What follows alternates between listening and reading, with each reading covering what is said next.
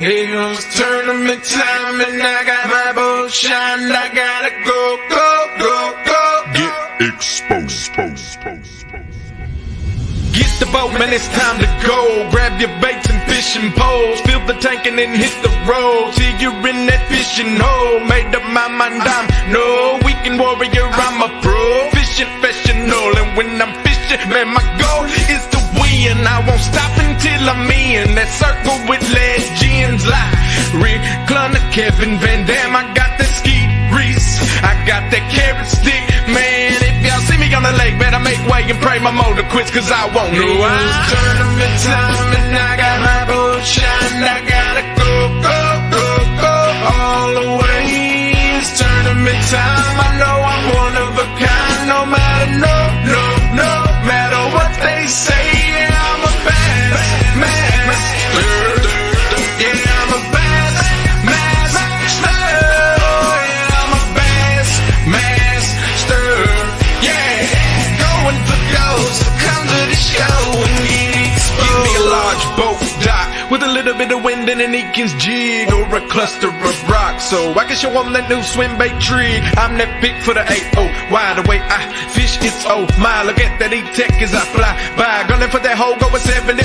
I'm showing up to weigh them in. Black bag on my side, carrying every ounce it'll take to win. That's that, buddy, so I hope you're in. To being in second ain't no question. Ever since checking, I've been catching them. With a rattle trap colored like a brim, guess why? Here goes tournament time and I got my boat shined. I gotta go, go.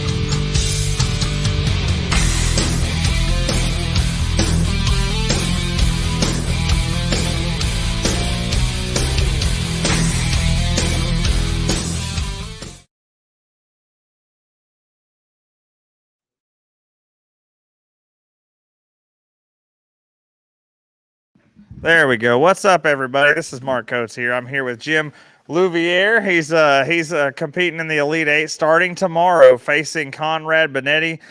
Jim, tell us here, how's it feel being in the Eight House, man? Oh, it feels awesome. I mean, getting to the Eight House. I mean, I've always said KBBT is like running the gauntlet. You've got to bring your A game week in and week out. There's no off week. So to make it those rounds to get that Eight House has really been an incredible journey. Oh, absolutely. I mean, I couldn't agree with you more. I mean, man, you've came a long way here, and now you're here. You're on the final stage. You're here in the Eight House. Before we even get started, is there anyone out there you want to give a shout out to, or a thank you, or anything of this sort? Well, I want to shout out to my family. I know some of my nephews and my brothers have been watching KBBT. And then I need to thank my KFL teammates, the Lone Star Bandits. I mean, they've done a lot to support me in my journey in getting here. Absolutely, man. Absolutely. And, for, just for the fans out there, because we do have a whole, new KBBT fan base out there, and appreciate all you guys signing up for the new bracket as well.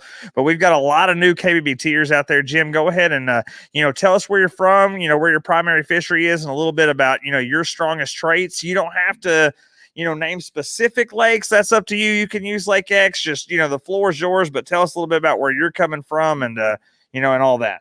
So I live in Fort Worth, Texas, obviously.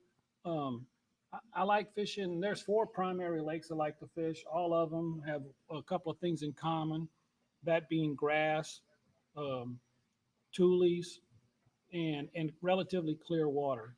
Yeah, so I like to fish. I don't like to really fish the bank. I don't necessarily fish offshore. I like to fish the intermediate area, more like a cast or 2 away from the bank. Right on, absolutely. I mean, hey, I'm the complete opposite. I like to beat up the bank. So, we're on 2 completely different sides of the spectrum there. I'm casting where your kayak's at. That's a fact. Yeah. You're casting where I'm sitting, and I'm casting right next to the short line. Right. But that's what makes us good teammates. That's right. Well, let's talk about your journey to the 8 House, man. Tell us a little bit about what you did that you believe led us up to that helped you get this far. Talk a little bit about that. So I really believe that in the process of getting through KBBT, one of the most important things you could do is manage your fish. I actually fished 3 different lakes in the process of getting to the 8 House. And so one of them, I'm not going to name them, but one of them was a 92-inch lake. The other 2 could theoretically put up 100. The problem with the other 2 is wind, and we've had some really weird weather in Texas over the last couple of months. So the weather made it very hard. If there's a northeast wind, my favorite lake is a terrible lake to fish with a 15-mile-an-hour northeast wind. So it pretty much pushed me off of that lake and made me go to one of the other 2 lakes. So then basically what I did is I looked at my competitor, and you got to kind of gamble, right? I looked at his average and said, how likely is he to put up 95 inches? And if I felt he wasn't very likely, I took the chance. I just took the chance, and I went to the 92-inch lake, hoping that he was in the 80s and I could move on. And I got lucky a couple of times and it paid off, and I did. I mean, absolutely. And now, how often do you monitor those winds? Is that a once a week thing, or is that all throughout the week? How often do you pay attention to that weather? Paranoia. Quite honestly, it's paranoia. I mean, it's like 3 times a day. I mean, I get up in the morning, I look at the wind, I update it at noon, I look at the wind to see if it's changed, and I look at it again at night, because the desire to move on is incredible. This KBBT is interesting. It's almost an addiction. You fish a normal tournament, a one-day event, on Lake Palestine or something. Well, you're just going to live with the conditions that day, and everybody has the same conditions. So you're kind of even odds against the field. But in KBBT, your competitor could be in Florida. Your competitor could be in Kansas. He's going to have totally different weather conditions than you do. So you've got to figure out, okay, how do I overcome the other guy's potentially beneficial weather conditions? Where can I go? How can I beat the guy? And it, I've talked to this with Derek Miller about it, and he agrees with me, but it's like, I almost get paranoid about it, right? Where am I fishing Saturday? Where am I fishing Saturday? And I seriously, I look at the weather 3 times a day. Whew. Monitoring that sucker. Yes, sir. Getting to the 8 House was a serious deal. Now, do you watch your opponent's weather as well? No. Because my opinion there is if my plan is to go out and do my job, right? I mean, for example, if I'm going to fish my favorite lake, I'm shooting for 100 inches. I think if you shoot 100, if you hit 100 inches, and the other guy beat you, then the other guy just had a really good day. As I said, the other lake was a 92, 94-inch lake. And my job when I went to that lake was to put up 94 inches. And if I did 94, I did the best I could do. And if the other guy beat me, then he beat me. So I'm not so much worried about his conditions as I look at his average. I decide what I have to win. For example, when I fished against Rolando, right? Orlando, I put up an inch, 100 and a half, 101 and a half, right? The week before. I knew I had to go bust 100, right? I had to bust 100 to beat the guy. That was in my mindset the entire week. So it was, can I fish a lake where I could break 100? And yes, I was paranoid about it. That's when you caught that that absolutely slap monster. What was it, 24? 24. That's correct. Whew. Yeah, we got to watch that whole thing on camera. Yep. Yes, sir. Man, well, how does this lake that we're fishing, how does Reelfoot differ from your normal fisheries? Reelfoot is drastically different. So my normal fisheries, I normally fish in 10 to 15 feet of water. This lake does not have 10 to 15 feet of water. I like lakes with hydrilla. I haven't found any yet in this lake. I call this lake a mud hole. Not to be derogatory about the lake, but it's just not, the type of lake that I would normally fish in. I mean, that's fair. I mean, it has been. I mean, how did your practice go? And remember, with me saying that, you are in the same house as your competitor, so don't say anything that's going to cause you at a disadvantage. But without saying anything like that, how did your practice go? Well, I can tell you this: I eliminated a lot of water. Hey, that's an important strategy part. You know what? I know where I'm not going tomorrow. Who do you feel the toughest competition in the 8 house is? Oh, I think it's Adam Patron. Adam Patron? I have a tremendous respect for Adam Patron. He came here today. He caught fish. He's a really, really good fisherman. I mean, absolutely. And I mean, he's obviously made a name for himself. He's here as well. And we'll get to him in a little while. This morning was the coldest temps that we're going to see all weekend long. Now, how do you think that's going to affect the fishing from here on out? Well, I'm hoping it turns the fishing bite on. They were not biting very well today. It's really hard to judge if this lake just doesn't have a lot of bass or if the lake was shut down. It was, a northeast wind, bluebird skies. So it was not very favorable fishing conditions, right? So I'm hoping things change, and maybe I'm wrong. I kind of convinced myself this lake doesn't have a lot of fish in it. Hopefully I'm wrong, and things turn around, and the lake proves me wrong. I will tell you this, though. The bluegill fishing was on fire. It was legit. I mean, I was putting them in the boat 2 at a time. So bass fishing, maybe not so much. Bluegill fishing was lit. The 200 boats I saw fishing bluegill, you beat all of them. That's what I'm talking about. That's what we like to hear. KBBT outdoing everybody. Bluegill, bass, it don't matter. So, fan question of the day. Will the Ned rig come into play tomorrow? Well, I can tell you this. It won't come into play for me because I have never thrown a Ned rig. All right. And you're not starting now in the 8 house. You got to fish your strengths, right? And I'm going to stick with my strengths. I may downsize a worm, but I'm not going to switch to a lure that I've never thrown. All right. Fair enough. Well, man, what would it mean to you? Final question we do want to ask you, and I know you got a busy night to get prepared, but what would it mean for you to advance to the Final Four on Saturday? Well, I think we've alluded to this through the prior 9 questions. There's a tremendous amount of work that went into getting here. I mean, I told you I was paranoid about weather. I had to worry about which lake I was going to fish in. It means a heck of a lot to get to the 4. I mean, I didn't come here. I didn't drive, 6, 7, 8 hours to come here and finish in 8th place. I came here to win it. I may not win it, but I came here with the mindset that I could win. Absolutely. Well, Jim, hey, man, it's a pleasure to have you here in the house. Pleasure to have you on this broadcast. I appreciate you sharing, guys. We're going to take just a real quick break. We're going to come back on with another angler. We appreciate you hanging, guys, in this. We're going to cover all 8 of them. But, guys, this is Jim Louvier. He came in here. He's fishing tomorrow against Conrad Benetti. We'll see him a little bit later on, and we'll be right back with you guys.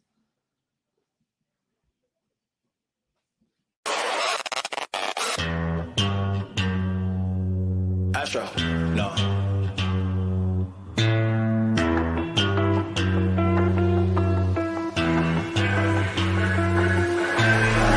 What you know about rolling down in the deep? When your brain goes numb, you can call that mental freeze. When these people talk too much, put that shit in slow motion. Yeah, I feel like an astronaut in the ocean. Ay, what you know about rolling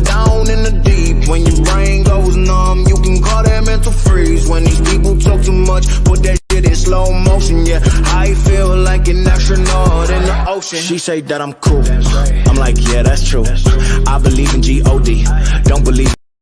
All right, guys, we're back here with the Texas Slayer himself, Shad Schaefer. How's it going, buddy? Good, man. Good deal, man. Go ahead and let us know how's it feel being in the 8 house. You worked your tail off to get here. I did. Was it 3 Texas fishermen? 3. 3 Texas fishermen in Kansas. Yep. You faced snow? Yep. It snowed the week leading up to the event, but It was snow. yeah. You faced 30-mile-per-hour winds, I think, 2 days? Yeah. 2 out of the 3. 3? 2 different kayaks almost throughout the whole thing. Yep. The second weekend I was on 2 different kayaks. Man, you crushed it. Yeah. How's it feel being here? It's awesome. Like, just the experience of being here with everyone, like being in the same house with the sticks that are in here, just like listening to the conversations, just picking up like little things here and there, and then the stories. It's been a great time so far. I mean, hey, absolutely. And, before we do get started, is there anyone or anybody out there that you just want to give a shout out to? Anybody at all, sponsors, family? Oh, for sure. First and foremost, my wife, Cassie. She's at home with my 2 boys right now, holding down the fort, putting up with little kid stuff. Absolutely. And a puppy. Oh, man. The best of both worlds. Right?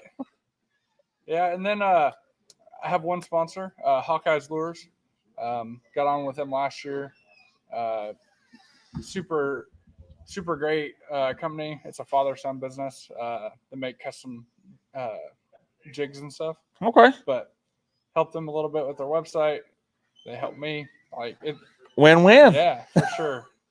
Well, good deal. Well, we do have a whole lot of KBT, new people out there. Go ahead and tell us where you're from, where your primary fishery is, and a little bit about what your strongest traits are. And, you don't have to name specific lakes. That's up to you. Yeah. So I live in St. George, Kansas. It's up by Manhattan. I fish for this.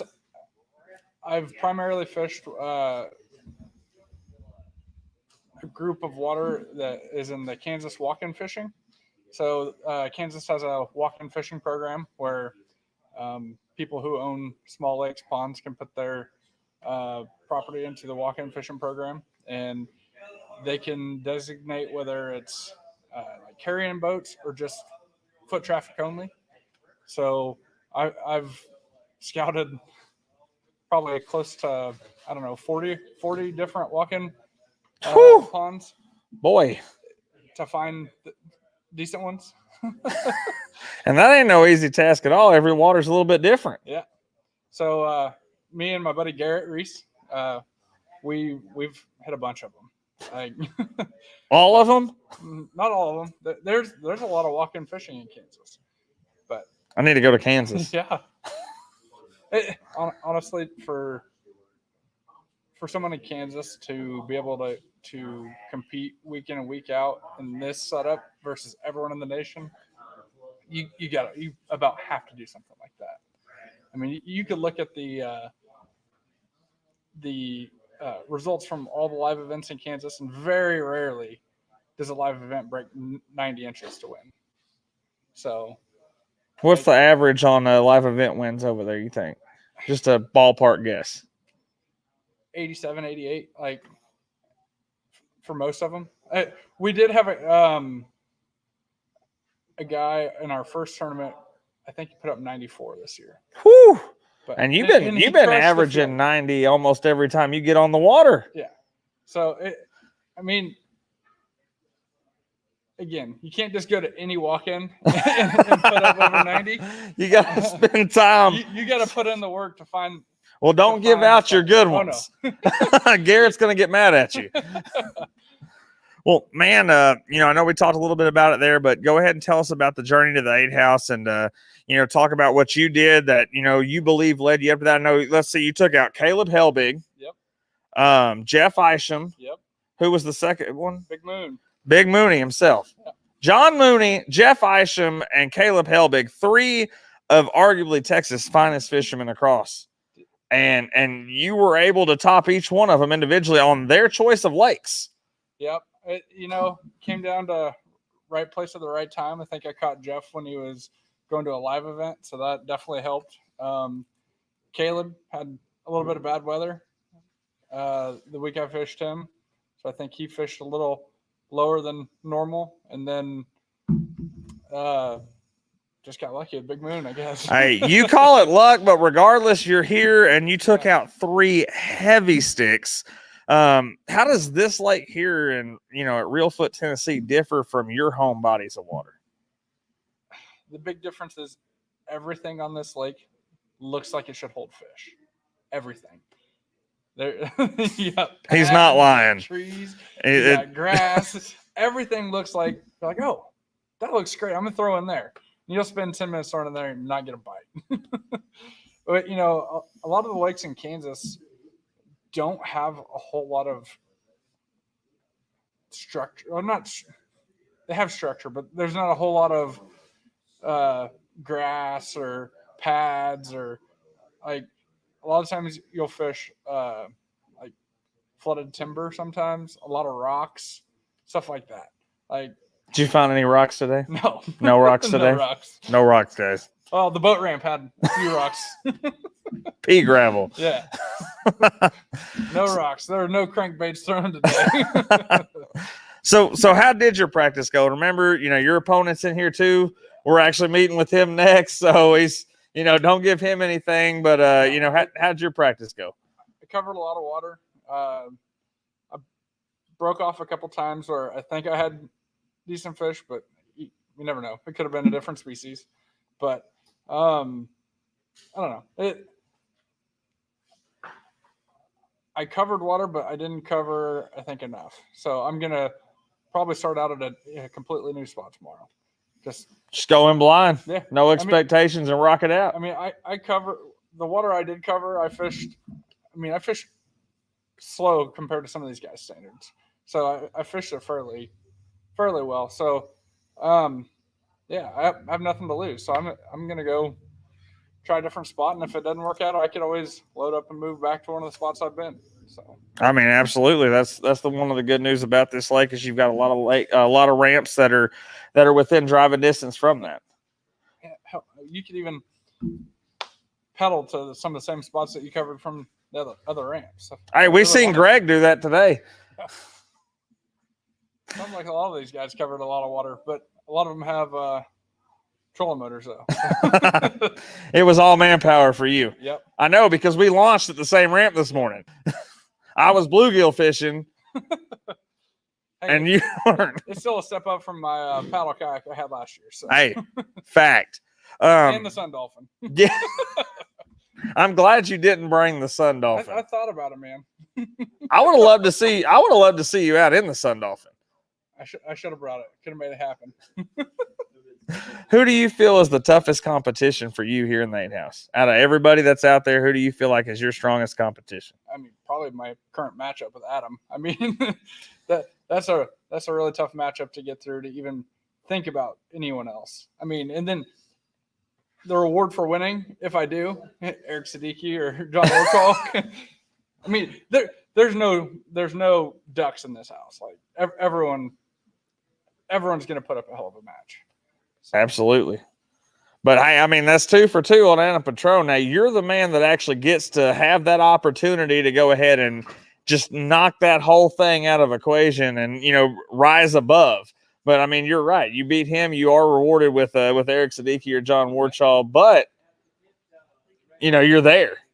I'll be on cloud 9. So, if I can knock off Adam tomorrow, I'll be on cloud 9. So now this morning was the coldest temperatures that we're going to get all weekend. And I talked to you and you were like, it's like I woke up at home. It's a Tuesday for us.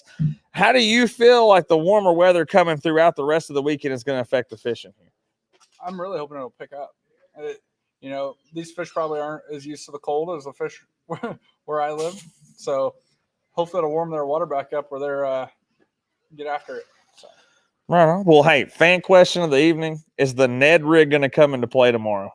I really think it might. All right. We got to take her. I'm going to tie one on. Okay. Hey, that's all we want to know. I throw a Ned rig at home a lot, on the rocks and stuff. I have some EWG Neds that I'll probably tie on. So. Okay. Well, right on. Well, man, the only other question I wanted to ask you, I mean, is just straightforward. What would it mean to Shad Schaefer to advance to the Final Four and fish on Saturday? It'd be unbelievable, inconceivable. I truly, really started kayak fishing 3 years ago.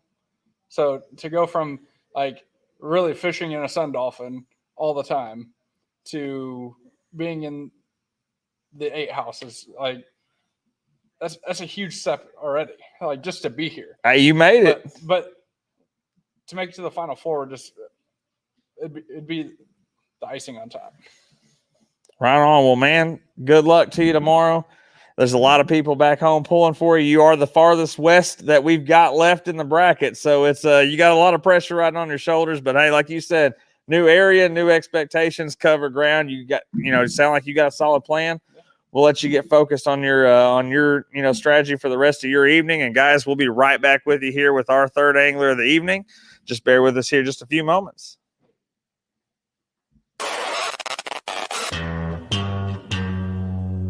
Astro, no.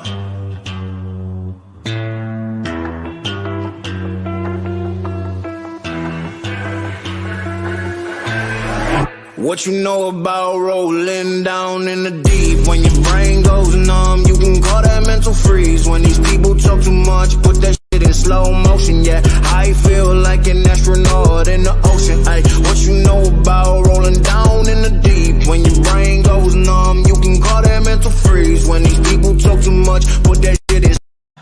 All right, guys, we're here with the man of the hour here, Adam Patron, old AP.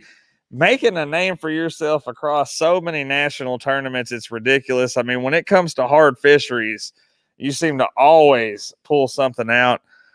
Buddy, how's it feel being in the 8 house? Oh, it's a blast here. I mean, camaraderie. These guys are great. It's just been fun. Super fun. Well, before we get started, anyone back home, anywhere across the United States, because I don't even know where you call home at this point. You jump around so much. Anyone you want to give a shout out to? Oh, I got to thank my wife and my son, Easton. I mean, without them, there's no way I could travel around and do this. And we're getting ready to move to New York, and I bombed out on packing the house to come here to this. So, yep, love you. Now, both. you just left Louisiana. Just left Louisiana. Drove to North Carolina. Taking the family up in North Carolina. Half packed the house. Yeah. Drove back to Tennessee. And then you're going back to North Carolina? That's why it looks exhausted right here. Whoo! This man's been on a mission. Even though we have new fans, I don't know if there are any fans out there that don't know about you, but go ahead, tell us where you're from, your primary fishery, and a little bit about what your strongest traits are. Okay, so of course I'm Adam Patron. I grew up in Oregon. Didn't really grow up fishing for bass. Grew up trout fishing out in the ocean and stuff like that. Also, bounced around all over the country, so I fished everywhere. So, I mean, cash checks everywhere. Louisiana has been my favorite place to go bass fishing, in Texas, of course. And now moving up to New York, I'm looking forward to get up there and learn some smallmouth. I haven't got to do a lot of that. So spend some time up there and get that technique dialed in. And we're going to see 90 inches of smallmouth like we see all these largemouth. You're just going to switch from green to brown just like that? Yeah, it's nice. It'd be nice to see it. I'm not going to lie. It'll take me a little while. Well, let's talk about your journey to the 8 house. I mean, you had a pretty outstanding journey yourself. I mean, when it came down to it, everybody was talking about that matchup with Charner because the week before, he threw up 103.5, I think. And then, now you've got to face him. And, you guys had a head-to-head. I mean, it was one of you's got the lead, and the next one's got the lead. And it went all the way down like 4 times even after the leaderboard went down. And you managed to just – I think you ended up beating him by like 4 inches or something. I mean, you just kept extending your lead. I caught my last fish 15 minutes ago. I didn't know if it was submitted. And then right after that, not only that, but the very next day, you go at it with the broadcast killer, Cayman Rasmussen, the guy that puts all of us KBBT broadcasters, the guy that beat me out of the bracket. And I mean, you just went to Hammer Town. Yeah, that was a good day. They were set up exactly like the day before, so I didn't have to change a thing. I just covered more water, kind of pushed out a little into some areas I've never been in, but they were set up the exact same way, so it was just run and go. It was, yeah, I was worried about him waiting for 4 hours. That's that's heartbreaking, isn't it? In California, and it's like, what are you gonna do? You're just waiting for someone to call you and be like, that's you got it. 100. Just waiting. I understand the pain. And when you get that call and it was a 1/4 inch. Yeah. Ouch. Ouch. Yeah, it was nice. I didn't have signal all the way home, so I didn't have to worry about Saved it. you a little bit. Yeah. Well, this is the question that I'm most intrigued in out of this. If we're talking about Texas and Louisiana being your favorite fisheries, how does this lake different from those? I mean, it literally looks like Caddo Lake, but fish is completely different. All right, but it's I mean it sets up to be like Caddo, but they definitely didn't fish like Caddo today. So when you showed up this morning, you seen the lake, were you like, oh, I got this, and just dive into it? About an hour into it, I reached around and I cut all my lures off my rods and did everything because I went in expecting it to be a little bit like it and just started cutting. With choice, had to switch everything up, go to different techniques, and try to find the fish. And I covered some miles, so 15 to 18 miles, and just went. Shoo! That's a lot of fishing more because I've never seen the lake, so I just kept going and going. That one day of practice really plays a big role in that. Yep.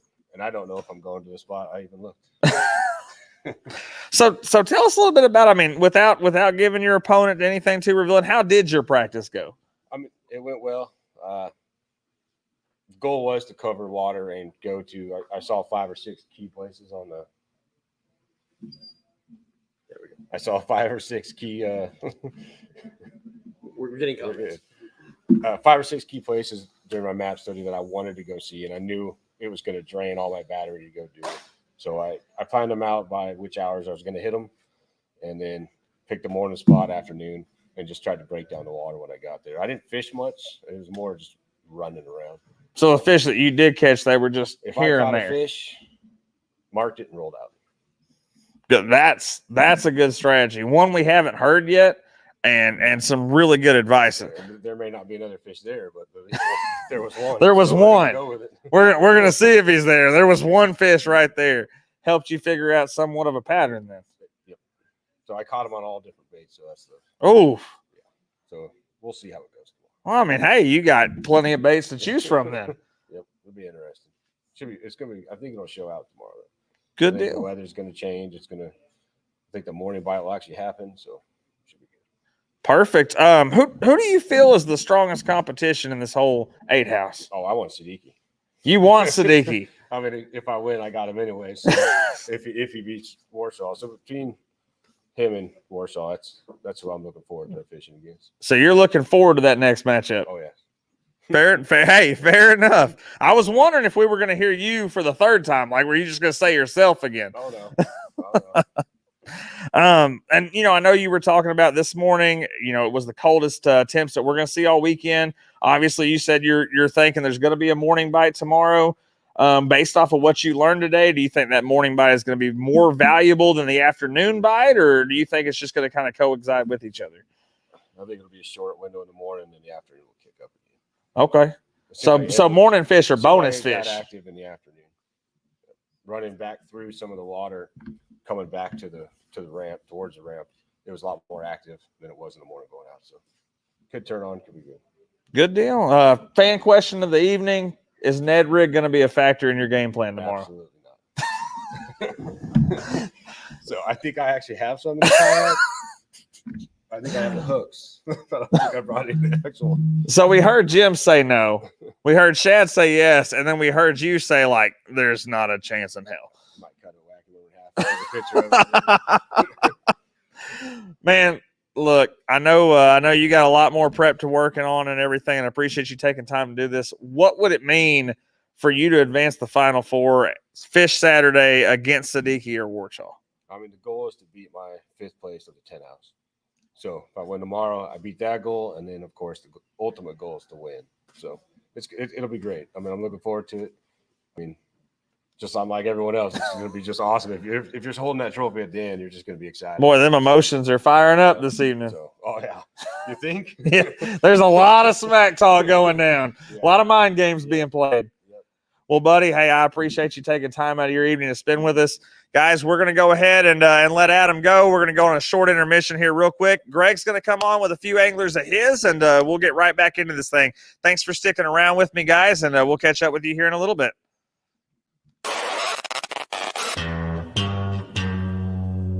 Astro, no.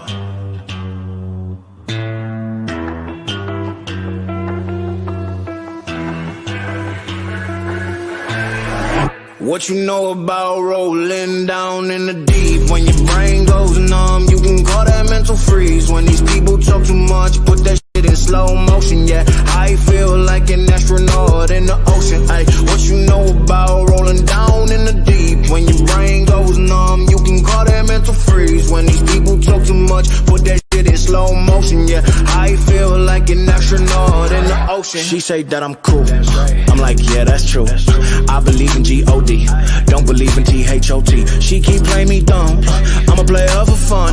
Y'all don't really know my mental, let me give you the picture like stencil. Falling out in a drought, no flow, rain wasn't pouring down. See, that pain was all around, see, my mode was kinda lounge. Didn't know which way to turn, flow was cool, but I still felt burned. Energy up, you can feel my surge, I'ma kill everything like this purge. Let's just get this straight for a second. I'ma work, even if I don't get paid for progression. I'ma get it. Everything that I do is electric. I'ma keep it in motion, keep it moving like kinetic. Put this shit in a frame, better know I don't blame everything that I say. Man, I seen you deflate. Let me elevate. This ain't a prank. Have you walking on a plane? Both hands together, God, let me pray. I been going right around, call that relay. Pass the baton, back in the mall, swimming in the pool, can't drink them all. Want a piece of this, a piece of mine, my piece of sign. Can you please read between the lines? My rhymes inclined to break your spine. They say that I'm so fine, you could never match my grind. Please do not waste my time. What you know about rolling down in the deep? When your brain goes numb, you can call that mental freeze. When these people talk too much, put that shit in slow motion. Yeah, I feel like an astronaut in the ocean. Ay, what you know about rolling down in the deep? When your brain goes numb, you can call that mental freeze. When these people talk too much, put that shit in slow motion. Yeah, I feel like an astronaut in the ocean.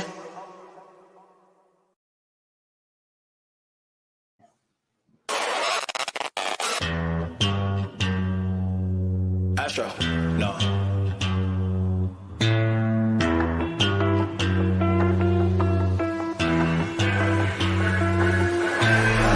What you know about rolling down in the deep? When your brain goes numb, you can call that mental freeze. When these people talk too much, put that shit in slow motion. Yeah, I feel like an astronaut in the ocean. Ay, what you know about rolling down in the deep? When your brain goes numb, you can call that mental freeze. When these people talk too much, put that shit in slow motion. Yeah, I feel like an astronaut in the ocean. She say that I'm cool, I'm like, yeah, that's true.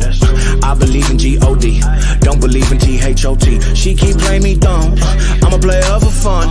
Y'all don't really know my mental, let me give you the picture like stencil. Falling out in a drought, no flow, rain wasn't pouring down. See, that pain was all around, see, my mode was kinda lounge. Didn't know which way to turn, flow was cool, but I still felt burned. Energy up, you can feel my surge, I'ma kill everything like this purge. Let's just get this straight for a second. I'ma work, even if I don't get paid for progression. I'ma get it. Everything that I do is electric. I'ma keep it in motion, keep it moving like kinetic. Put this shit in a frame, better know I don't blame everything that I say. Man, I seen you deflate. Let me elevate. This ain't a prank. Have you walking on a plane? Both hands together, God, let me pray. I been going right around, call that relay. Pass the baton, back in the mall, swimming in the pool, can't drink them all. Want a piece of this, a piece of mine, my piece of sign. Can you please read between the lines? My rhymes inclined to break your spine. They say that I'm so fine, you could never match my grind. Please do not waste my time. What you know about rolling down in the deep? When your brain goes numb, you can call that mental freeze. When these people talk too much, put that shit in slow motion. Yeah, I feel like an astronaut in the ocean. Ay, what you know about rolling down in the deep? When your brain goes numb, you can call that mental freeze. When these people talk too much, put that shit in slow motion. Yeah, I feel like an astronaut in the ocean.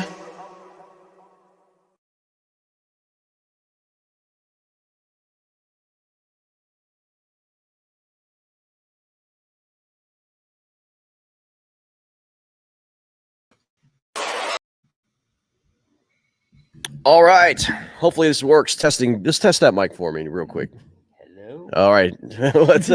We're just going to do this right here real quick. We had 2 mics. I don't know why all of a sudden it's not working, but it is what it is. Well, welcome. It's Greg. It's John Fox from Florida.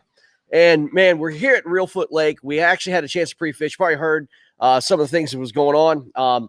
This is a tough lake, man. I ain't going to lie. It's a tough lake. But I'll say this. Eric Sadiki put up 92 inches today. So it definitely surpassed my expectations of the biggest bag by far. But, man, we got John Fox here. And this man has been through a lot, man. He had like an absolute grind of a tournament, beat Danny Gann to get into the 8 house. And, man, that matchup with Danny Gann you had was one of the most epic matchups in KBBT history. Let's talk about that matchup, John. First of all, let's talk about who you are, where you're from. Let people understand where you came from and your background, man. Because your fishing background is extremely impressive. I'm from Indiana, Mishawaka, Indiana. It's up by South Bend. I started fishing in the clubs.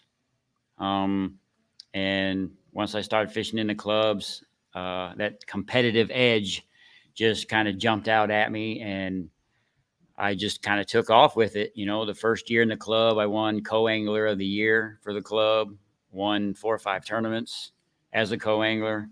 And I quit for a couple years just to fish some bigger stuff.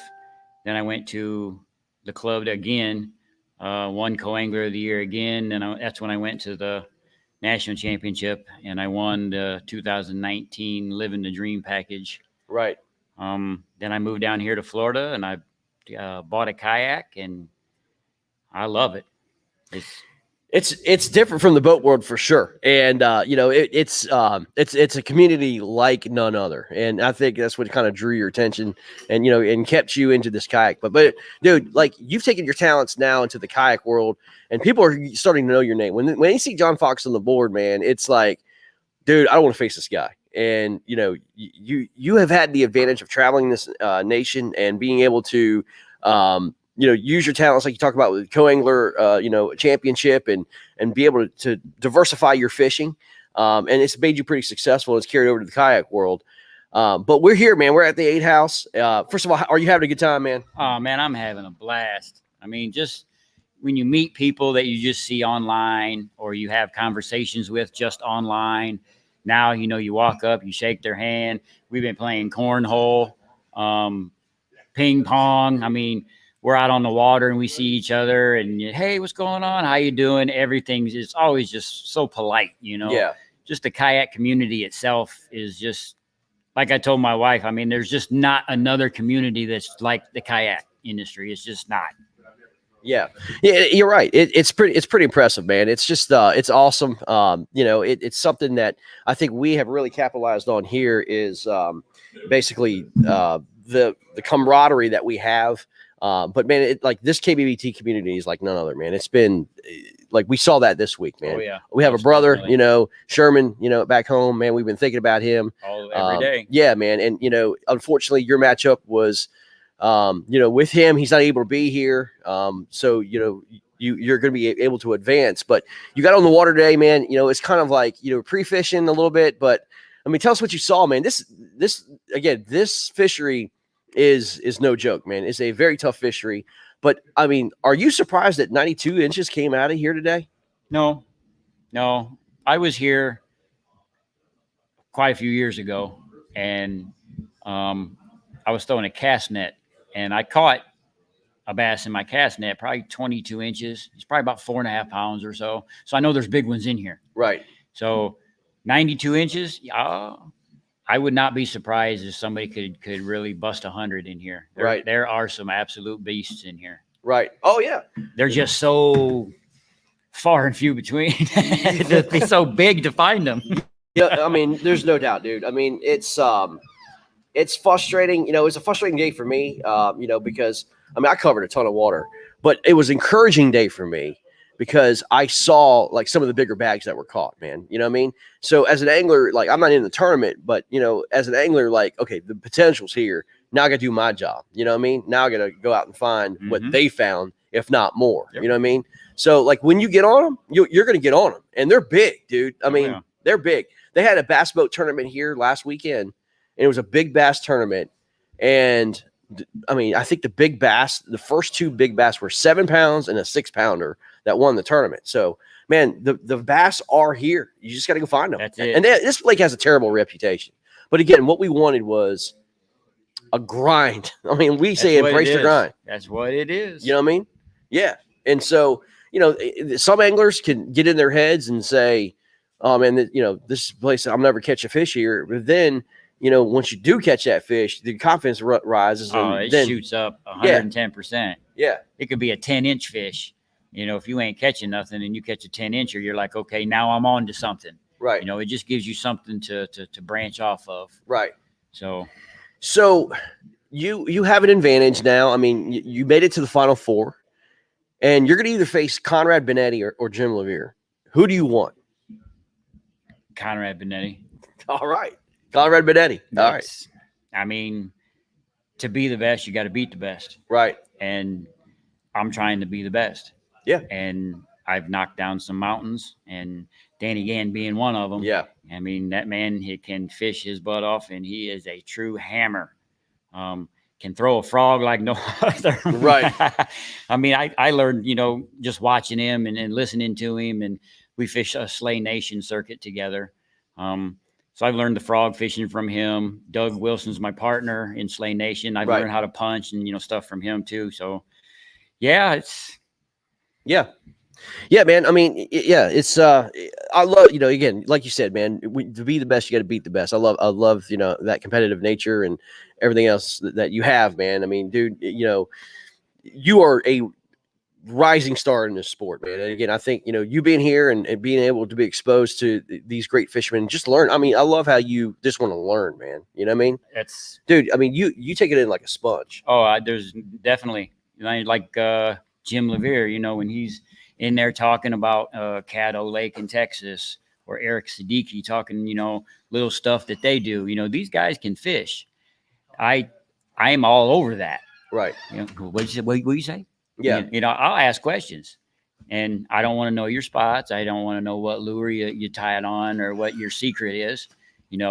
Just throw me a little curveball, and I'll go out and I'll figure the rest out on my own. That's it, man. Exactly. Yeah, no doubt. But so, what do you think, man? What's it going to take to beat Conrad? And then, what's your game plan?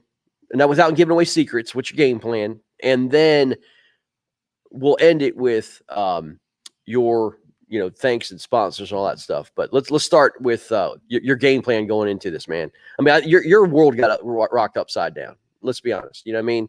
You come in with a situation with Sherman. Of course, you're not going to be able to fish tomorrow.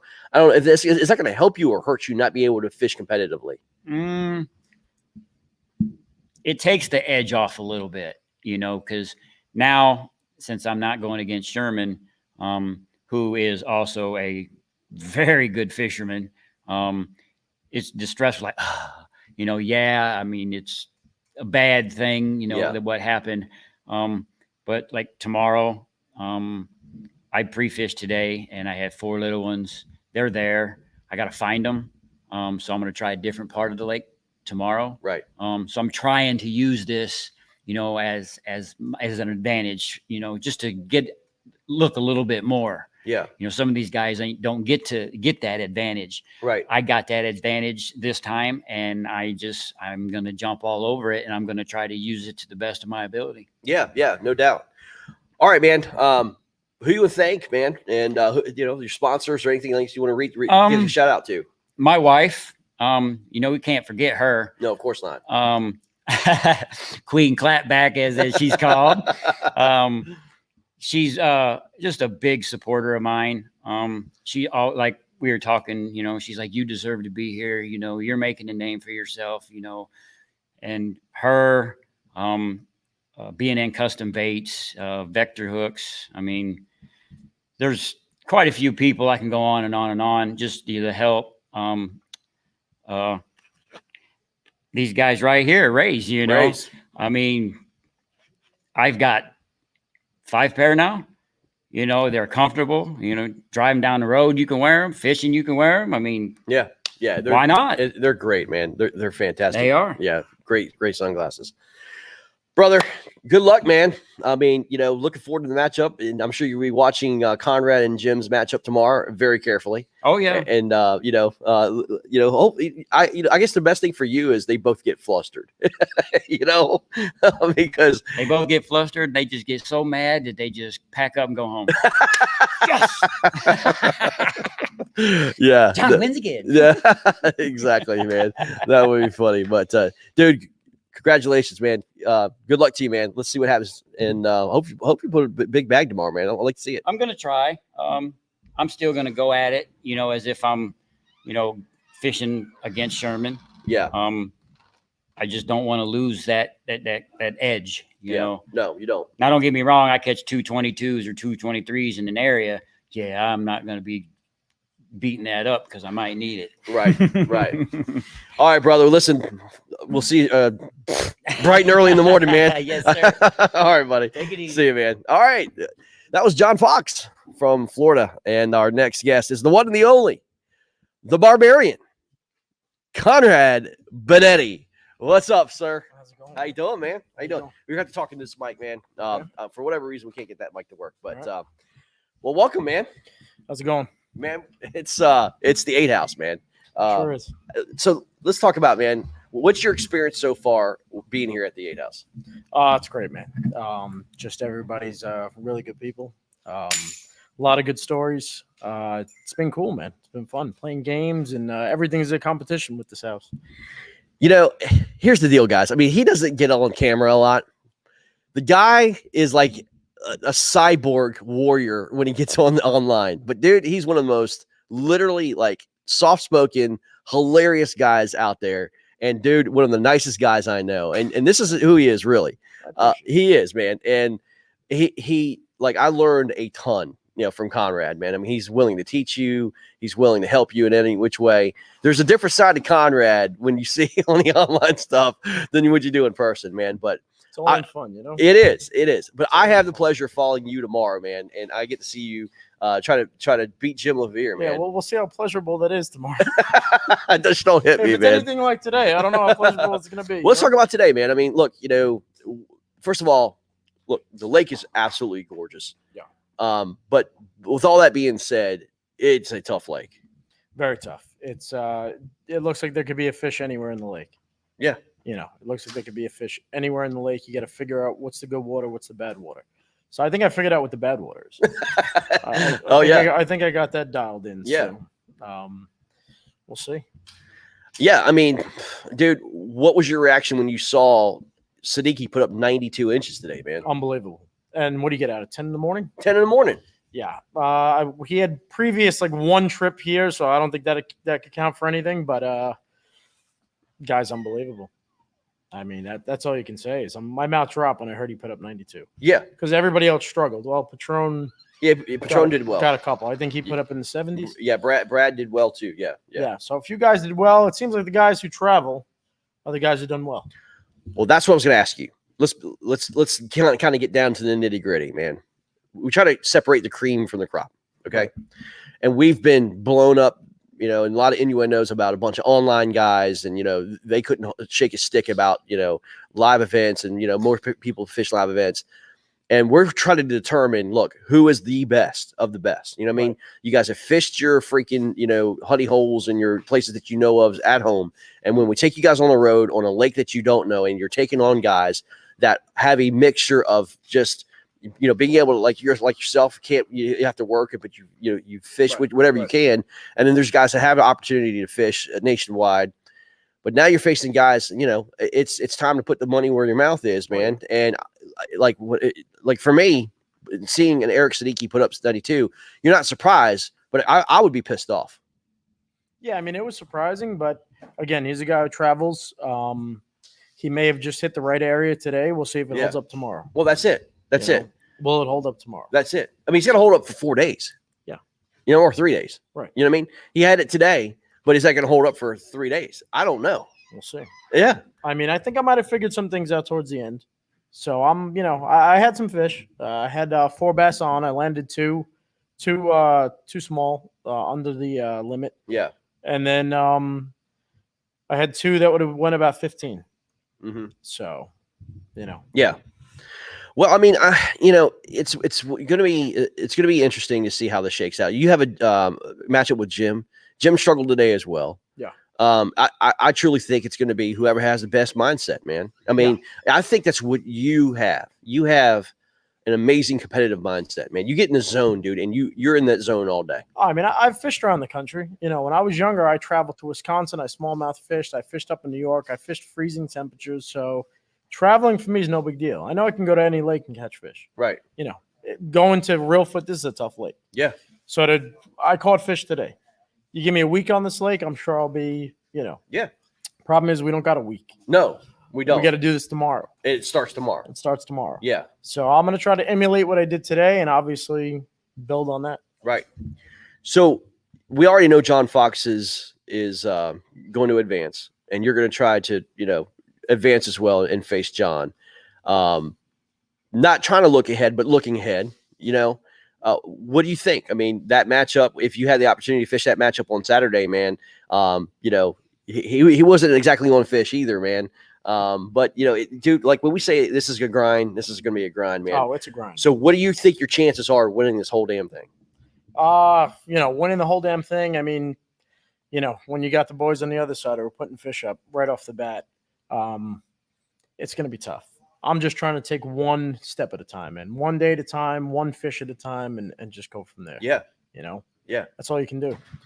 So not a lot of people know the true Conrad Benetti, and we try to, expose it a little bit and try to let people know because, dude, I just saw a poll. Somebody sent me a poll. Like somebody sent me a snapshot of a freaking thing that was posted. Who do you hate most, Jake Paul or Conrad Benetti? Geez, yeah. I did see that. I mean, luckily it was luckily Did you I were win? nowhere. How'd I do? You didn't win. I mean, like you were like it was close. Oh, no, it wasn't close. It wasn't close. I promise you, it wasn't close. I mean, people had your back, man. I appreciate it. But dude, but tell us who the real Conrad Benetti is, man. I mean, not this, online persona, but like, if you describe yourself, who are you, man? Listen, I work hard at what I do. When I'm out there fishing, I know I'm always giving it my all. I'm going to go above and beyond. So I know that, knowing that my work ethic, I feel like I could beat anybody on any given day. Where does your competitive drive come from? I just think growing up in New York, man, the New York attitude, the watching the Yankees, it's the old New York thing, man. Yeah. You grow up in the streets and you kind of have to have that edge. You got to have that edge, Yeah. And you got to believe in yourself. Right. It can't be bull. Well, it has to be. Well, that's legit. it. You could talk the trash, but you got to back it up too, Right, man. Right. So hopefully this weekend we'll see if I can pull it off. it's gonna be both. It's gonna be tough. It's gonna be awesome. So I guess let me ask you this. I mean, could we have a both Jake Paul victory and a Conrad Benetti victory? It's quite possible. That can I like double down on that? Is there Vegas odds on a Jake Paul and Conrad Benetti? We're gonna have to look into that. But dude, this is gonna be so much fun to watch you, man. I have the front row seat tomorrow, man. And see what happens. But we're gonna be broadcasting live. I'm gonna be Conrad's cameraman. Get to follow him around and see what happens. It's just gonna be a lot of fun. But I think the weather's gonna help tomorrow. I think it started warming up today. I don't think we're gonna be as cold tonight. No, I don't think so. I think we might be in the 50s possibly. I'm gonna have to look at it, but yeah, high 50s. All right, so should be a better bite. Yeah, I would think so. I mean, I looked at the bass forecast. I don't know if you ever watched the bass forecast. I don't. So it's a solunar thing, right? And it's a 1 through 10 scale. You know what today was? What was it? 1.2. Oh wow. That was the bass forecast today. And you're on real foot, so it's in the negatives. It's in the negatives. But it's got to be a little bit of encouraging to know that those fish are there. Yeah, no. Seeing Siddiqui and Patron put up fish, that just gave me that much more confidence and said, you know what? I need to get my stuff together. Right. Obviously, there's fish there. Yeah. No excuses. You can't say, oh, the lake is terrible. 92 inches, 70-something inches from the other guy. Hey, it's time to step up and do your thing. No, yeah, exactly. Yeah. It's a lot of water to break down in limited time, but it can be done. Yep, for sure. Well, dude, good luck tomorrow, my friend. Thank you, sir. Yeah, man. Yeah, so I'll try to make it a good day for you. Yeah, it's gonna. Yeah, it's gonna. Yeah, exactly. I can't wait to watch this. But guys, we're gonna take a short break. That's Conrad Benetti. Oh, by the way, do you want to thank anybody? Oh yeah, Feel Free Kayaks. Team Feel Free. Rays. Yeah. Rays eyewear, which I used today. It was beautiful. Beautiful. I was able to see the water was a little dingy, but I was able to use the rays and cut right through and see. Yeah, it see was what great. I needed to see. So, that's it. Yeah. Very Good stuff. cool. Good Appreciate stuff. it. All right, guys, we're gonna be right back. We've got Todd Patrick coming up, and he's got John Warchall and Eric Siddiqui. This could be coming up as your next interviews, and you want to stay tuned for both those guys, man. It's gonna be a lot of fun, and man, Siddiqui, he's got some stories he's got to tell about what happened today. And Warchall, man, I tell you what, he's an underrated angler. Watch out for this guy, man. I got a chance to watch him a little bit too, and guy is he knows his stuff, man. Oh yeah. He knows his stuff. So, all right, guys, we'll be right back. Stay tuned.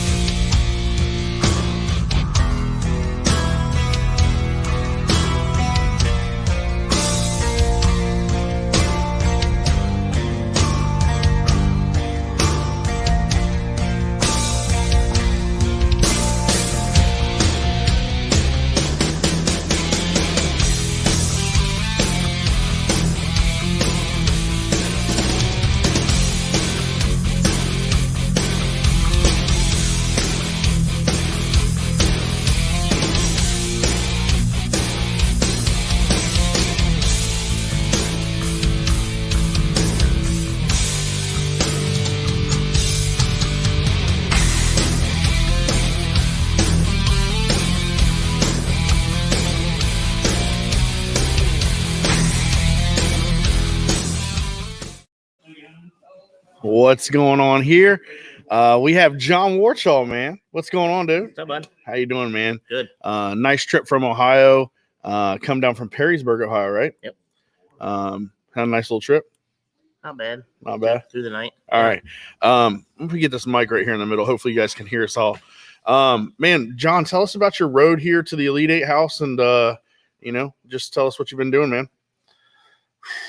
Road to the 8 started with the what did I finish? Fourth place for the big bracket. Yeah. Yeah. Then went to the national championship bracket. That was a fun bracket. Went to fish Lake Erie for that. Had some close matches. Put up some good bags. Made it down here, and then that's about it. Fishing some in-person events back home. Yeah. Fishing my home water on Lake Erie. Awesome. Yeah, man. So let everybody know, your background a little bit. Let us know how you got into kayak fishing, and just give us a little bit of background on what got John Warchall to this spot here at the Elite Eight house. Kayaks. Okay, so I started kayak fishing 2000, Okay. I think. Okay. Yeah, that was my first sit inside kayak. My dad and I, we both got kayaks to go out and start fishing together. Nice. It was just another one of my crazy ideas, and my dad's like, "Yeah, I'm in. Let's do it." So we started fishing like that, and then about 3 years ago, I decided to get a better fishing kayak. Okay. So I ended up in a feel free boat. Started there. Fished it for a little bit. Rolled backwards out of that boat one day. Got rid of that boat. Got a Hobie. I've been in a Hobie ever since. So Hobies are hard to beat. Yep, Hobies are really hard to beat. That's my favorite. So I mean, you had a rough road, man, to get here. I mean, you had to make sure that you had good bags. And you went to, I mean, you want to say where you fished and all that stuff. Just talk about your 3 steps to get here that you took. National championship for that tournament? No, for this tournament here. Oh, for this? Yeah, to get here. So I mean, you had to make a decision to go to a lake that you thought was going to throw up somewhere in the 90s, where you could compete with these anglers to make it out of Ohio to get here to Tennessee. Yes, I decided I was going to fish Lake Erie. Well, I was going to stick with the Erie Islands, right? And I went out there, fished those. I knew guys were going to fish Lake St. Clair, another phenomenal body of water. Oh yeah. I'm not as confident on St. Clair as I am for Erie. Right. So I ended up fishing against Matt. And I fished against Matt first round. Yeah, Matt. You had Matt Linsenman. Yeah. And Matt was in a live event. Okay. Matt was fishing Lake St. Clair in a live event. Yeah. And Matt came out on fire. Crushing it. He threw up 91.5 inches, if I'm not mistaken. And did that put a little bit of a scare into you when you seen that? Or did you just say, hey, it's a grind, I'm going to get there? I know I said before that I chuckled, and people were like, you didn't chuckle. I was like, no, I chuckled because I was sitting on a boat on a ferry going over to fish the islands, and I saw that first fish. I was like, oh, my God, it's going to be that day. And the guy I was riding with, he's like, I don't think I want to show you what's going on. He's like, I mean, because you weren't even on the water yet. No. Because you were not able to stay on the island. Correct. That round. Yeah. And John had to ferry over to Kelly's. Yep. And you're watching this happen, and you feel helpless. There's nothing you can do. Yeah. I mean, and then when I got to the ramp, he had 3 fish. I got in the water, and there was 0 service. So I never knew if he caught another fish all day. Wow. And I wasn't catching fish right away either. It was probably not until 11:30 noon. Wow. When I finally got on fish. Yeah. So, man, so you got through that round with Matt Linsenman. You were able to overcome that big bag early. You go second round, and you get through. Third round, you get through. And you're putting up, on Lake Erie, you're putting these bags up that are impressive. You're putting up top bags in your whole bracket. Yep. I mean, you're leading, putting up leading bags, and you get here, and let's talk about here. What was your first impression of this Elite 8 house when you showed up yesterday morning? I thought it was going to be a good time. I knew it was going to be a good time. Yeah. I mean, it's a bunch of good guys. It's a whole mixed bag of guys. Yeah. But everyone blends well. We got a lot of good fishermen. Mm-hmm. I didn't have any expectations on the fishing. Okay. I looked at the water. The water looked great. Right. And I heard it was terrible. Yeah. We heard a lot about that. We heard it was terrible. Yeah. And then I got to fish it today. And it is. I don't think it's terrible. Okay. But it's terrible. I mean, it's not. There are big fish, and I think that you can get a really good bag. Mm-hmm. And we know people that caught some really nice bags. We do. There were a couple. It's just going to be a grind. It's going to be a grind. And we say that at KBBT all the time. Yeah. Grind is, the word at KBBT. And, that's what Greg picked this lake. I've said it time and time again. We're coming here to, you guys got to pick this thing apart. You got to figure it out. Mm-hmm. And, a couple guys were able to do that on day one. But just because they didn't, maybe you only put up the fish that you had today or whatever, that doesn't mean that you're not going to continue to go out there and put on top of that tomorrow. Oh yeah, new day. Yeah, new day. I haven't gained the confidence yet, but I think find more fish tomorrow. Yeah, I agree. Yeah. And I mean, you're a great fisherman. You're going to find more fish. Everybody in this house is going to eventually find fish. There's not an angler here that's not good enough to not go out and find fish. So and Conrad said this in the interview with Greg, watching other anglers catch fish made me know, gave me that confidence through their fishing. I know I can compete with that guy. I know I can figure it out like they can. I just wasn't in the right spot today. Do you feel the same way?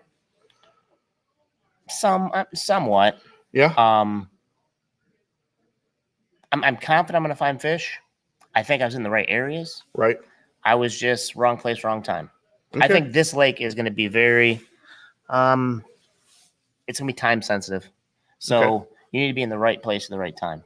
Yeah, I Different agree. parts of the day are going to give you better fish. And we got to see throughout the day, it seemed like as the sun got up, maybe a little bit more fish got caught. Maybe it wasn't that early bite. It was more of an afternoon bite. Yeah. I think Patron kind of showed us that. Eric Siddiqui obviously showed us that. That's who you're going against. Yep. And let's talk about that a little bit. Let's talk about your, matchup tomorrow. Elite Eight. So this is to go to the Final Four. We have big money checks that are sitting over there. You guys have got to look at. What is it? What does it mean to go up against a guy like Eric? And what do you think? You're going to have to do tomorrow to get past him. Tomorrow, I'm just going to go fishing. I'm not even worried about the competition because I love it. The boy can fish. Yeah, he can. And he already went out today and put up fish. Yep. So I'm just going to go out, fish. I'm going to try and figure out what I can to. I want to limit number one. Five fish. Let's get 5 fish. Yep. Yeah. And then just work on a few things and see how it goes. It's going to be a tough matchup no matter what. It is. I think that we literally have with you two. I feel like the winner could be coming out of this matchup head to head tomorrow. I feel like we have two of the stronger anglers from the same state of Ohio battling at head to head. Unfortunately, in the Elite Eight. That's when the wife calls. That's everybody knows. That's when my wife calls me. His wife is calling during the interview. No, but that's okay. But I know that you feel like you're strong and you have a lot to offer this house and a lot of knowledge shared. And I know that your confidence, you got to be there. But was it intimidating at all to get candid with you to see Eric throw up 92 3/4 today? What was there any intimidation that sunk in? Was there any oh crap factor or anything like that, or it just happened? No, I expected him to do. Did you 90 inches today? Okay. I thought he would do 89, 90 inches. That's impressive. Yeah, I think he already had something figured out before he went into it. Mm-hmm. I know one spot we both looked at. We thought we were going to fish together all day, but we ended up going separate. We went separate ways. Okay. He dialed it in. So no, wasn't intimidated. Okay. Because again, he's a hell of a friend. He's a hell of a guy. So we're gonna harass each other nonstop about.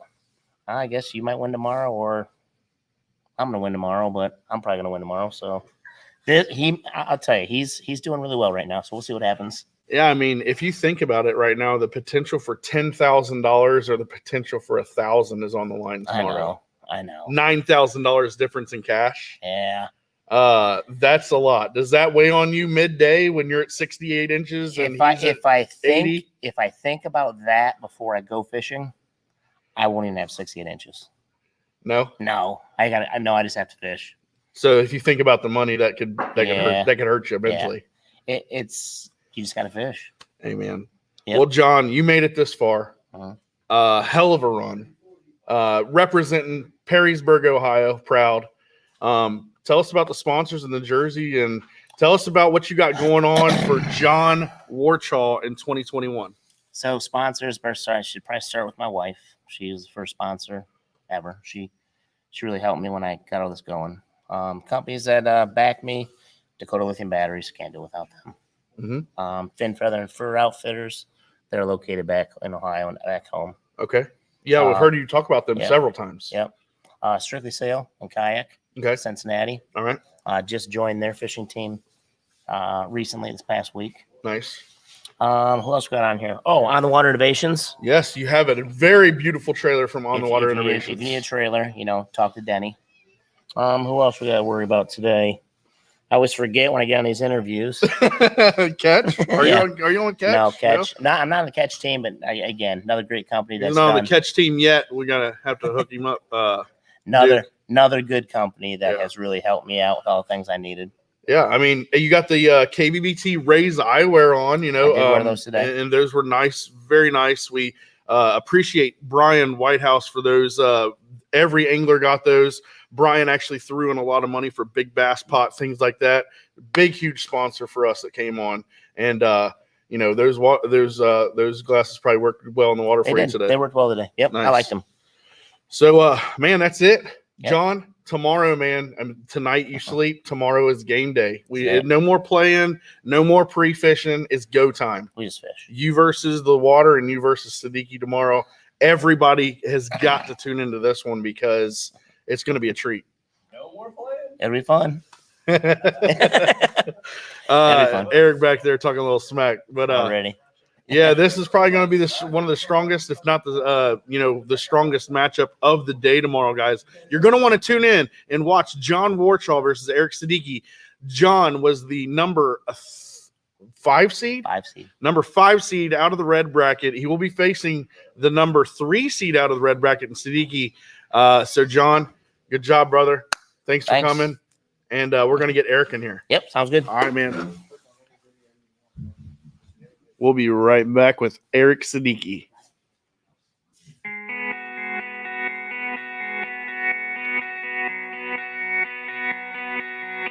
It was tournament time and I got my boat shined. I gotta go, go, go, go. Get exposed.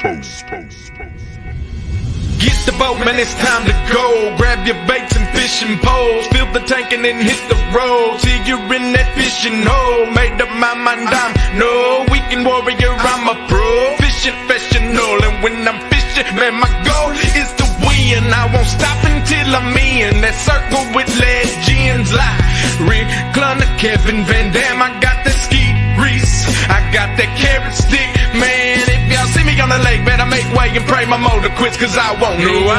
Tournament time and I got my boat shined. I gotta go, go, go, go all the way. It's tournament time, I know I'm one of a kind. No matter, no matter what they say, yeah, I'm a master. Yeah, I'm a master.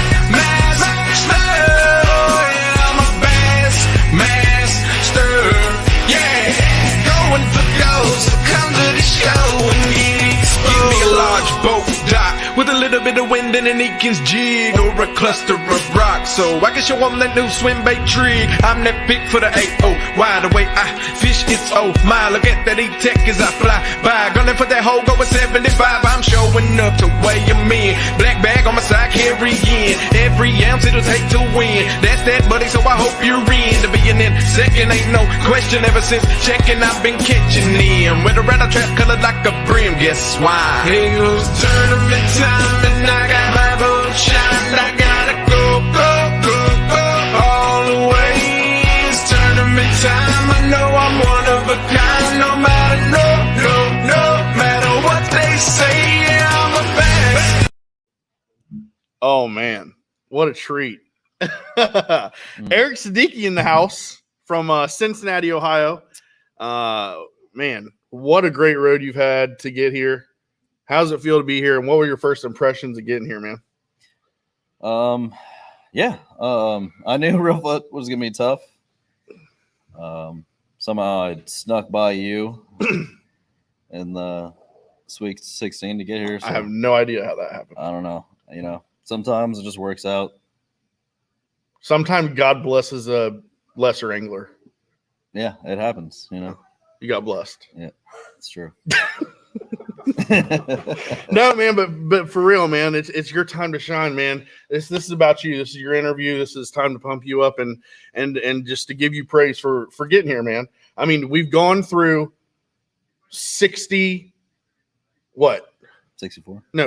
other anglers, right, to get here, right? And what a run. 56 other anglers to get here. My math, little lacking, but man, to be a final 8, and to compete for $10,000 and the road that you went through. Tell us about what lake you fished, how the fishing was for you to get here to this house. Well, I was planning on going to Dardanelle and fishing. I tied for first last year with Drew Gregory, and I really wanted to go kind of, make up for that and to get that kicker that Gregory got on me last time. So I was looking forward to that, and I had some truck trouble. So I ended up finding a tournament on St. Clair. I was like, I won't need any pre-fishing out there. I fished there a fair amount, so decided to go there and fish the 64. My matchup in the 64 was talking some smack, so I was like, that's all right. That was Lisa Washington out of Texas, by the way. Lisa had a lot of fun talking smack with you, and you can be honest, she got into your head a little bit. A little bit, but I mean, I was still planning on going. I knew I can. She was talking about 97 inches. I knew I couldn't do that in Dardanelle, but I was still gonna go. But my truck didn't let me, so I ended up just going to St. Clair and fishing there, and ended up beating her. And so the next weekend, St. Clair's only 4.5 hours away, so I figured go up there and have some fun. Jackson Orr, he was coming up there Friday, so we decided to go do some fishing together, and we just straight crushed them. Just crushed them. We had a blast out there on the water. It was unbelievable.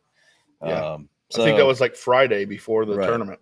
And Jackson brought a couple of friends, and you guys were out there in 3-4 foot rollers, but just absolutely slaying the smallmouth, posting pictures up, having a ball. Yeah. And awesome. and that gave you confidence going into Saturday. Yeah. And it was a straight tube bite that day.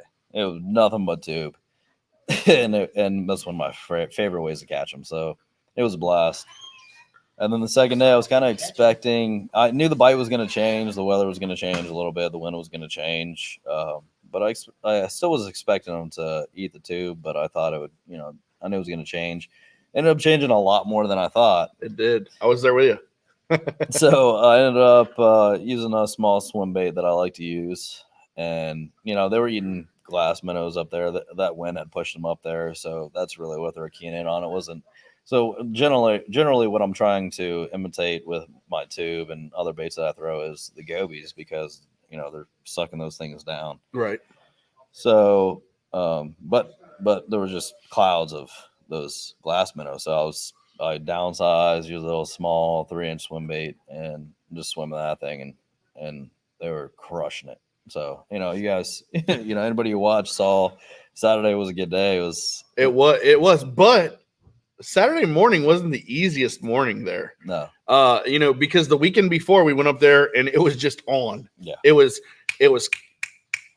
all the time. Right. Then Saturday we went out there and kind of got a little bit intimidated. Even was on the phone kind of talking, and you're like, man, might switch up if we don't find them. Because I knew where I'd fished the week. So I fished a completely different area than I did the week before. But the reason why I fished there is because of where the wind was coming from. And I know on St. Clair, when that wind is strong out of if it's coming strong out of the east and you're on the west side, it's ugly, stuff like that. So sometimes, I just pick where I'm going to fish, judge about the wind if the wind's going to be bad. So that's why I ended up fishing where I did.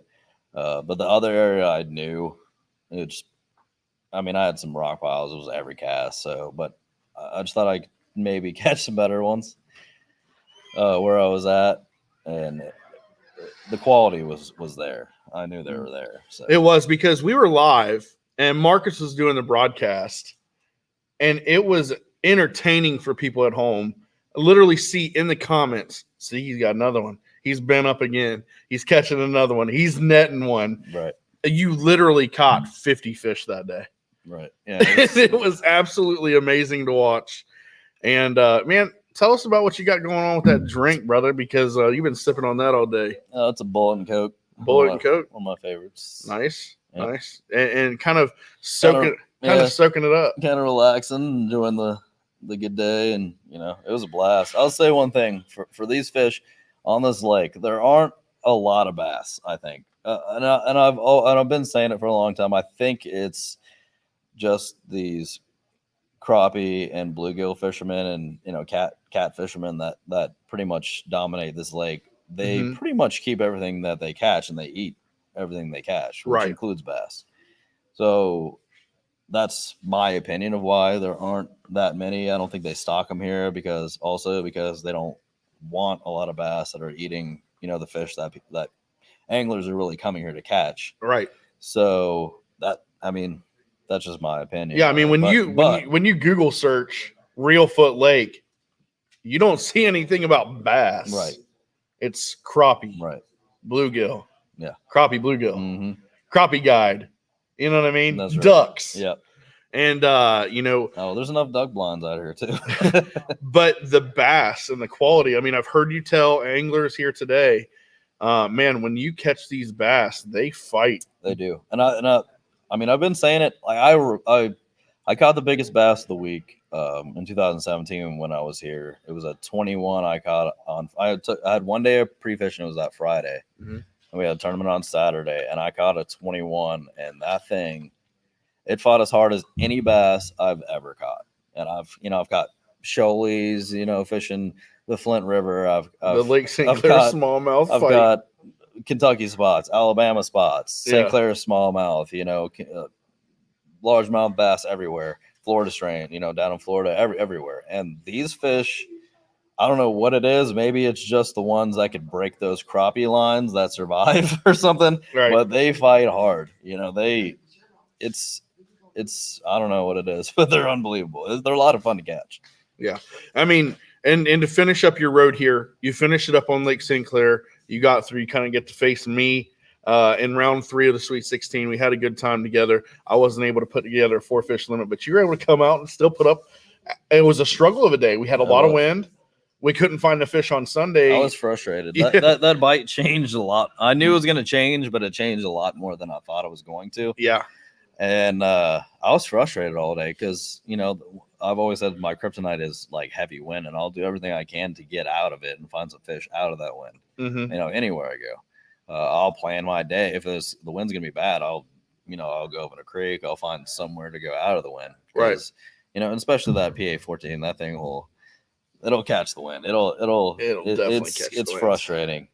But I was able to kind of regroup. Yeah. Find in a big way. Yeah.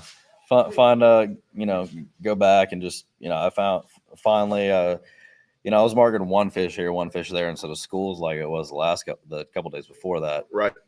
And finally marked a couple, caught a good one, and then the wind died for about 15 minutes, and I caught all my fish, one after the other right there. Because I had the lead on you for a little bit. You did. I caught the first fish in the matchup, and I had a little hope, and I was like, oh my gosh, it's going to take like 3 fish to win on Lake St. Clair, and we just slayed it the last 2 weekends. And little did I know that when I asked you and had the nerve to say how many you got, and you said 5, I got deflated. I had 2 bass at that point. I don't think that's what deflated you. It was that I said, I just got a 19 and a half, and a 19 and a half, and a 19 and 18 and a half. It was the quality. Yeah. It was the quality that got me. And it was like, so I basically got to upgrade everything I've caught and catch 5 more. And it's like 1 o'clock. But you did a good job lying to me. You were like, oh, I didn't want to tell you because I feel lying bad. Lying is a hard word.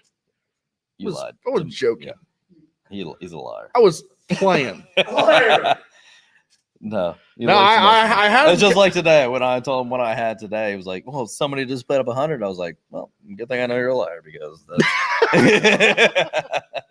I was the guy that put up 100. Did you see it on the leaderboard there slightly? Yeah. And so did Marc Coates. Marc had like 107 and a quarter. Oh. Reelfoot showed out today. They need to have more responsible people handle the leaderboard.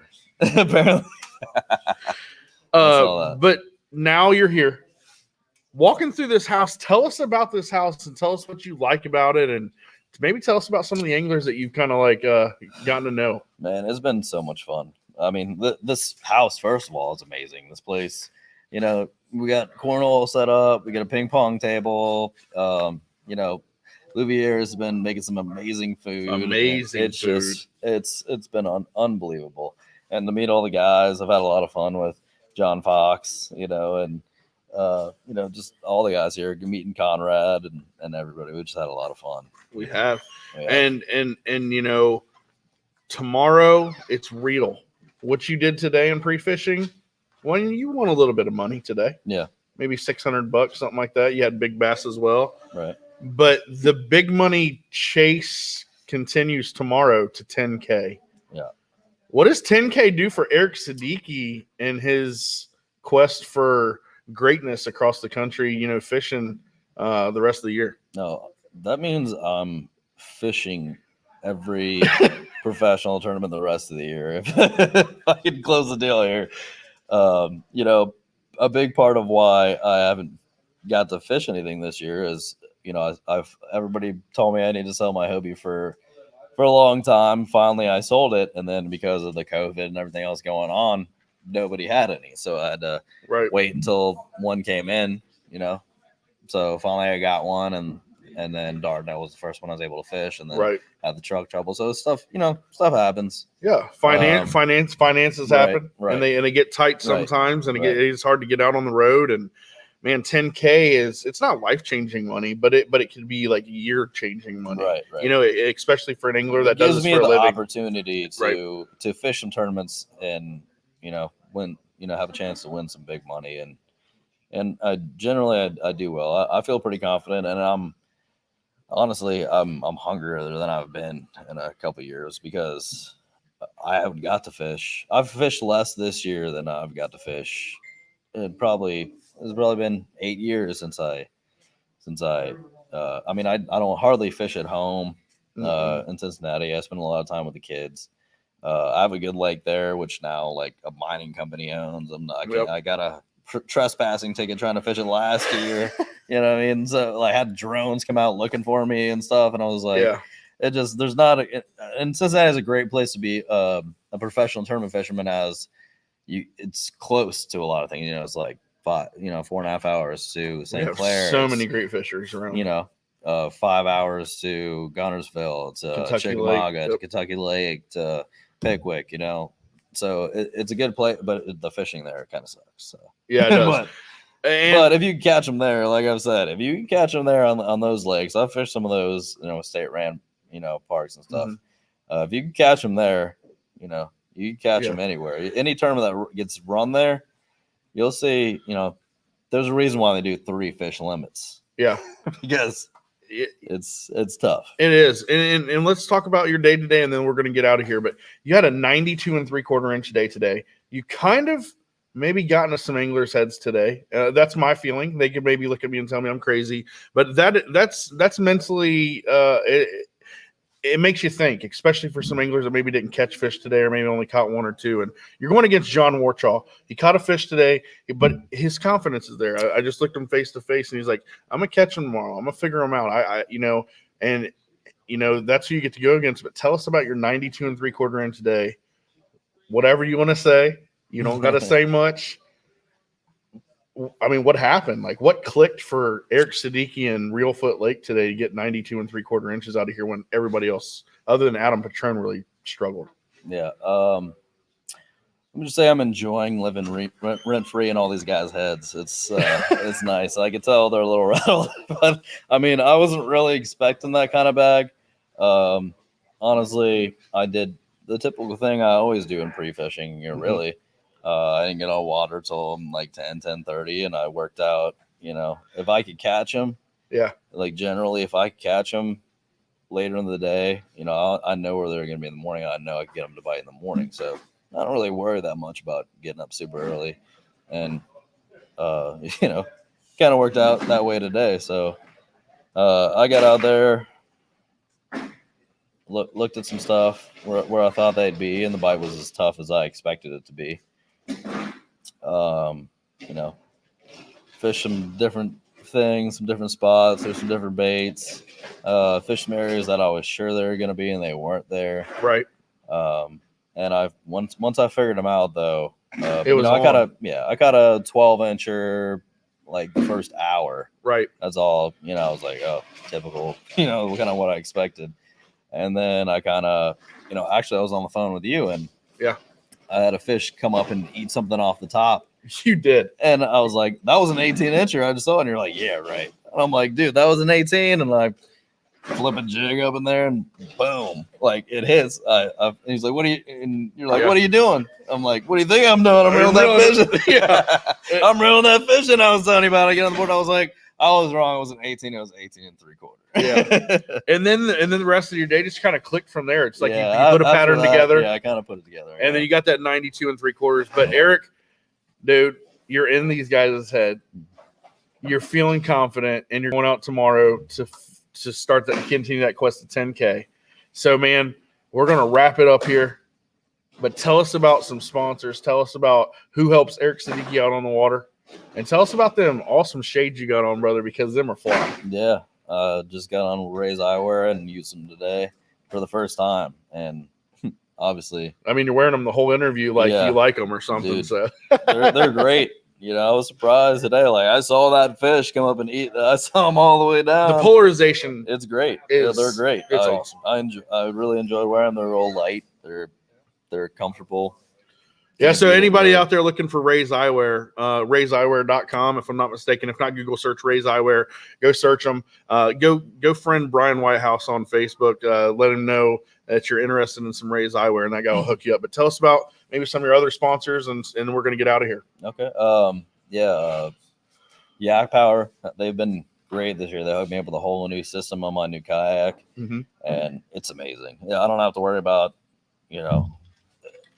there was a time when I was just happy when my fish finder would turn on in the morning because the wiring was so bad and stuff I had going on, but they break me up.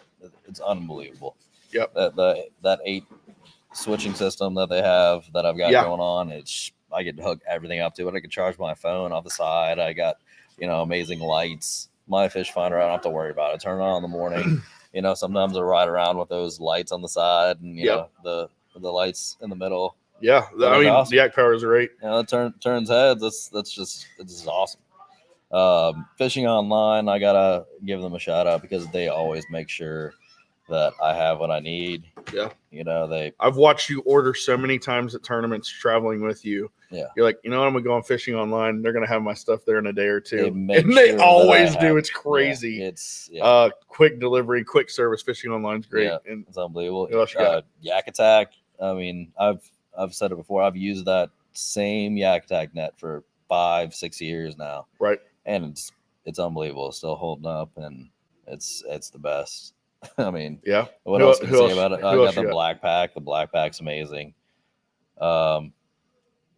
Calco's hooked me up with some battle boxes this year. Takes care of me, like whatever I need. Their bait sacks are awesome. Yep. The battle boxes is unbelievable. Like the organization is unbelievable. I try to be as organized as I can be, but Right. as a kayak fisherman, sometimes it's hard. And especially, water gets into everything. So when you have something like that, where you don't have to worry about Right. hooks rusting and stuff like that, it's a game changer, really. Right. So I mean, Anything else? Any other people? Any other sponsors that you can think of? Torpedo, awesome. Oh, Torpedo yeah. is amazing. Use that thing. Yeah, I always. mean, Dakota. you I know, think you're going to do it with Dakota. the Dakotas, I mean, Yeah. right there. Those batteries are amazing. The Yep. power box is amazing. Never have any problems. Yeah. Runs all my stuff all day. But yeah, the Torpedo is unbelievable. Yeah, They're I mean, I don't know what you can say about it. It's just it's unbelievable. You can see Right. so many more spots using the Torpedo. You could save some energy in practice. Oh, heck yeah. Trying to look at spots. Yeah, I and mean- everything. It's just really a game changer. Yeah, they It is. totally are. And, also, we got to give thanks to Motor Guide for being a great sponsor here. You see it behind us. Amped Outdoors, Kayak Angler Solutions, and who else do we got up here? Tourney Tag, Bill Rodriguez, Eford Outdoors, Westbrook Supply Company. All these guys up here on the great banner we got going on, helping us out. Thank you guys so much for everything, Eric. Awesome job today. Good Thank luck you, this brother. week. Go get them. And everybody, this was an interview with Eric Siddiqui. Had John Warchall before him. They're going head to head tomorrow. Guys, tune in to KBBT tomorrow and watch this matchup between these two hammers out of Ohio going at each other. I'll be bringing you coverage live on the water. Marcus will be here doing broadcasts from the Elite Eight house. And I think that's all we got going on. So we're going to wrap this up. And, man. All I got to say is those Florida anglers are lucky me and Warchall going against each other, because if it was Ohio against Florida, they'd be in trouble. Whoa! Shots fired. I can't drop the mic. We can drop the hat. But that was fire. Yeah. Wow. All right, bro. We know how to catch them with the stuff, and this lake is not easy. All right, guys. All We're right. out of here. This is Todd Patrick with KBBT signing off. We gone.